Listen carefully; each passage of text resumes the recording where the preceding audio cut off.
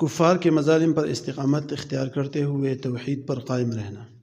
سلمان فارسی رضی اللہ عنہ سے مروی ہے کہ نبی کریم صلی اللہ علیہ وسلم نے بیان کیا، ایک شخص ایک مکی کی وجہ سے جنت میں گیا اور ایک شخص ایک مکی ہی کی وجہ سے جہنم میں جا پہنچا۔ صحابہ کرام رضی اللہ عنہم نے عرض کیا، یا رسول اللہ صلی اللہ علیہ وسلم وہ کیسے؟ آپ نے فرمایا، دو آدمیوں کا ایک قوم پر گزر ہوا جس کا ایک بت تھا، وہ کسی کو وہاں سے چڑھاوا چڑھائے بغیر گزرنے کی اجازت نہ دے دیتے۔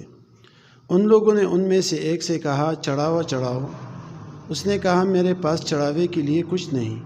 انہوں نے کہا، تمہیں یہ کام ضرور کرنا ہوگا، خواہ ایک مکی ہی چڑھاؤ۔ اس نے ایک مکی کا چڑھاوا چڑھا دیا۔ ان لوگوں نے اس کا راستہ چھوڑ دیا اور اسے آگے جانے کی اجازت دے دی۔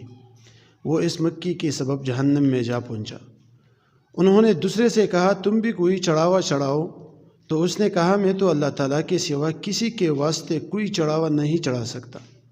انہوں نے اسے قتل کر دیا اور وہ سیدھا جنت میں جا پہنچا۔